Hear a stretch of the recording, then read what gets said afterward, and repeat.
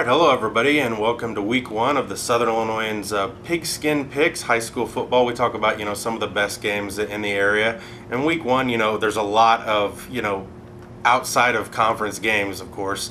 So there's a bunch of them, I think 18 or 19. We're going to talk about 5 here. I'm Scott Meese alongside Les Winkler and Pete Spittler. Let's jump right into it. Week one, we've got always a big rivalry game, Carbondale at Murfreesboro. The Terriers coming off a disappointing 3-6 season. Murphy finished the same 3-6. Pete, what are your thoughts on this one? This one's really interesting because you obviously have a new coach at Murfreesboro. I was very high in this team last year because they had so much experience coming back. But I've had a chance to see them this summer, and they look very athletic.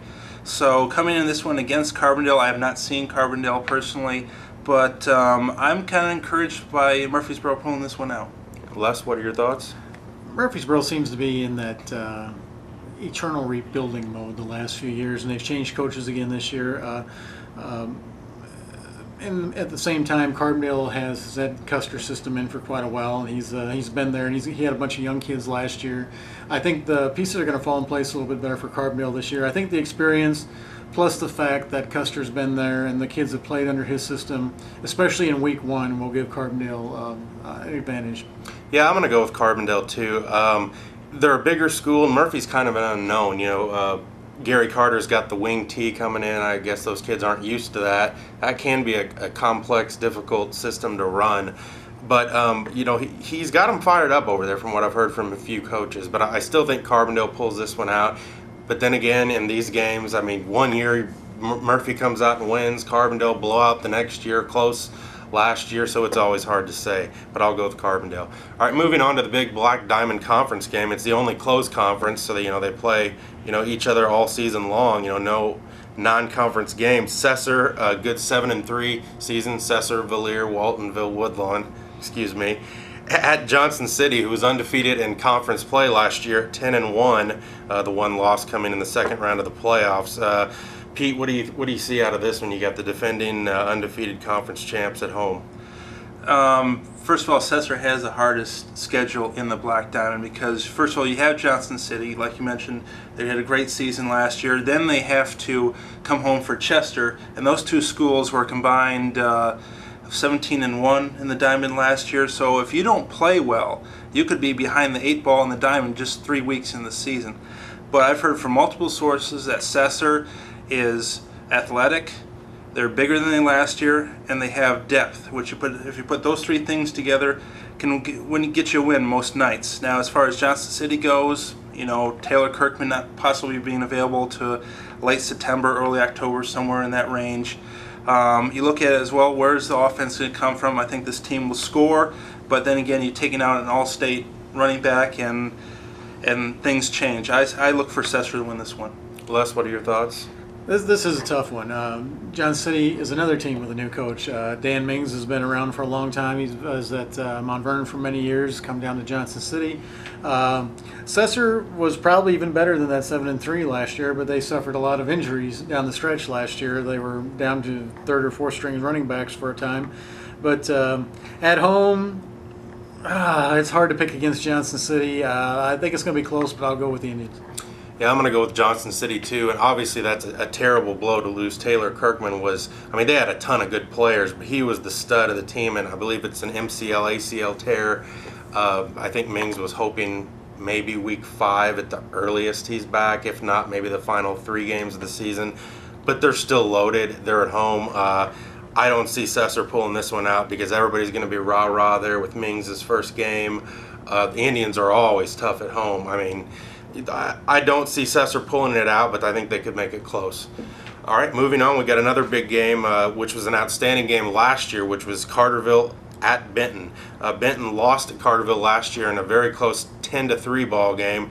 Carterville's got the speed, you know what you're getting with Carterville. They got their guys, they're going to run it at you, and when they're done running it, they're going to run it some more. And they were 7-4 last year. Carterville got a big win over Harrisburg on the road, 6-3.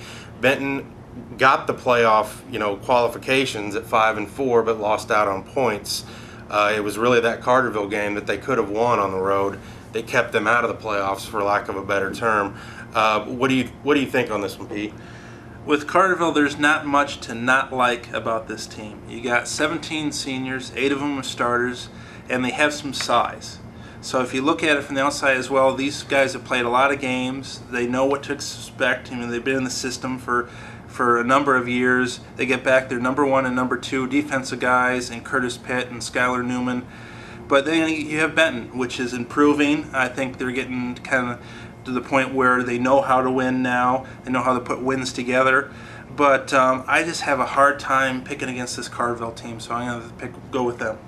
And Les, your thoughts? I'm kind of in the same vein on this one. It's always nice to see programs that have been down for a long time come back and get back on that winning track. And like you said, understand what it takes to win. And I think Benton is getting there from watching them the last couple of years. Having said that, Druss just does such a good job at Carterville. They're always prepared. They're always quick, and they got size this year. So it's hard to pick against Carterville. It is hard to pick against Carterville, and I'm going to, so I'm going to go with Benton. They're at home this year. I believe they've got Carterville, Harrisburg, and Heron at home instead of on the road. That's going to make a difference. Benton loves to throw it around. It's going to be a different, the game's going to take longer probably. Tyler Leffler is a good quarterback, and he's got a bunch of weapons back. A lot of the same guys from last year. I think they're going to be able to pull this one out. If they can slow down Jeff Aldridge and J.D. Helton, and that's easier said than done, and not let them go crazy. And I think basically it's just stopping Carterville's big plays. You might stuff them 2 or 3 plays, and then they run 140 or 50 yards. If they can limit that, I think Benton can take this one. I'm going to go with the Rangers. Moving on to the Marion Wildcats traveling up to Granite City. Granite City just 3-6 a year ago, and Marion beat them pretty good. Marion 9-2 lost the undefeated season to Heron in the final week. And Shaquille Ivey came back and won a playoff game before losing in the second round. Les, what are your thoughts on this one? Marion's just too tough, I think. Granite City is another one of those teams that seems to be perpetually rebuilding. They always seem to be that 3-6, and they play good competition up there in the Metro East. But Marion has proven in the last 4 or 5 years under Kerry Martin that they can play with the Kokias, they can play with the Altos, and they can certainly play with Granite City. And I can't wait to see Shaquille Ivey play this year. He's been one of the best football players in Southern Illinois for the last 2 years, and he's got that combination of size, speed, and strength that is just really fun to watch. So until Granite City shows that they can beat Marion one of these years, I'm not going to pick against the Wildcats. Pete, your thoughts on Marion, Granite City? Yeah, I'll have to agree. Shaquille Ivey is worth the price of admission most nights, and the obviously question with Marion is up front. They replaced so many linemen after last year, but I think this is a program that Kerry Martin does such a great job with, and I just don't see them losing this game. I'll go with Marion. And I'll go with Marion too. Like you guys said, they've got Brett Bradley back, I believe, at quarterback. Brett Bradley. And to have a quarterback with already a year of experience is going to help. And then Ivey's just, if other teams try to stop Ivey, that's fine. Maybe you can limit him to 75 or 80 yards. Well, Marion's always got some athletes. Somebody else is going to get you. And I don't see, the game wasn't even close last year. I don't remember the final score, but I don't see Marion going up there and losing this game. We'll wrap it up with Bethalto Civic Memorial, 5-5 last year, so they did make the playoffs. They traveled to Heron. 6-4, they also made the playoffs, but Heron, after the high of their rival and ending Marion's bid for an undefeated season, they went out and pretty much laid an egg on the road. Jason Carnes has admitted that. They got thumped up at Effingham pretty good. Heron is loaded this year. They've got they're senior heavy. They've got DeMarlo Harris running the ball, Antoine Davis at quarterback who can throw or run the ball. They're going to try to throw it a little more this year. I'm going to go right ahead and just pick Heron on this one, Les. Yeah, I think so too. Although Civic Memorial is not the joke that they were 3 or 4 years ago. This is a team that has really improved. They've installed a spread offense, and I know they played Bridge Mater Day a couple times last year, and I think there's like 3,000 yards gained in both games because Civic Memorial is very capable of throwing the ball. But you have to like Heron's athleticism. You have to like their size at home.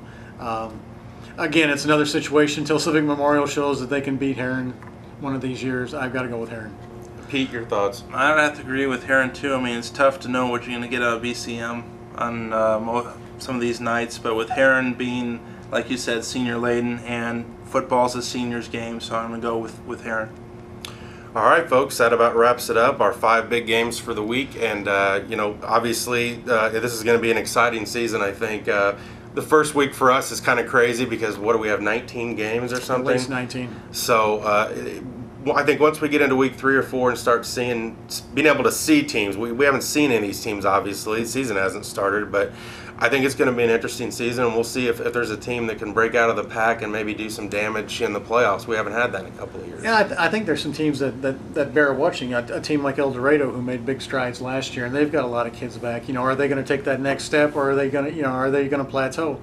And the Ohio division is always interesting to see what's going to come out of there, and how good is Nashville going to be, because they're always strong. So this is a fun time of year. It's a what if, and everybody's a playoff contender right now. Yeah, and Pete, we've got, I believe, 7 new coaches in the year, new head coaches. We've got Murfreesboro, Alvarado, West Frankfort, Johnson City, Mount Vernon, CZR, Sparta. So basically almost a third of our coaches are new head coaches, not necessarily first-time head coaches, but new. Just your thoughts on the turnover now. Well, a lot of it is just sometimes, coaches want to go to greener pastures or see kind of what is out there, and they have the right to. I mean, heck, sports are a business. But at the same point, it comes to a time as athletic director where you need a different voice in the locker room, and that's sometimes where you get a little bit turnover there. But it's fun for us because now you see whether some of the philosophies that we are used to seeing on the sidelines or in the bleachers, see if they'll change. You see if coaches will switch offenses, and it kind of gets intriguing for us, especially when it comes down to playoff time. If coaches are going against their former programs at all. Should be interesting, and join us here next week for the Southern's Pigskin Picks week number 2. We'll see you next time.